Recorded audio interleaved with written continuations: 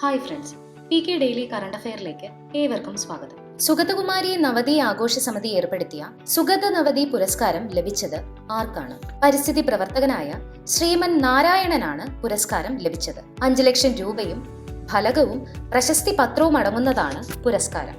ഓർക്കുക, കേരള സാഹിത്യ അക്കാദമി നൽകുന്ന ഏറ്റവും ഉയർന്ന സാഹിത്യ പുരസ്കാരമായ എഴുത്തച്ഛൻ പുരസ്കാരത്തിന്റെ അവാർഡ് തുകയും 5 ലക്ഷം രൂപയാണ്. റോഡ് അപകടങ്ങൾ തടയാൻ നോ ഹെൽമെറ്റ് നോ ഫ്യൂവൽ നയം നിർദ്ദേശിച്ച സംസ്ഥാന സർക്കാർ ഉത്തർപ്രദേശ്.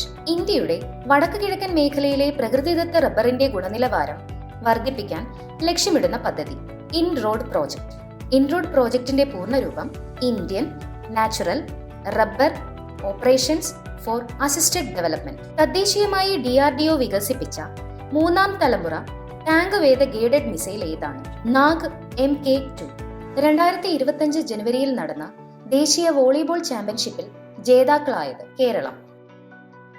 കാലാവസ്ഥാ കേന്ദ്രത്തിന്റെ എത്രാമത്തെ വാർഷികമാണ് 2025 ജനുവരിയിൽ ആഘോഷിക്കുന്നത്? 150. ന്യൂഡൽഹിയിലെ ഭാരത് മണ്ഡപത്തിലാണ് വാർഷിക ആഘോഷം നടക്കുക. R360 നെപ്റ്റ്യൂൺ മിസൈൽ ഏത് രാജ്യമാണ് വികസിപ്പിച്ചത്? ഉക്രൈൻ.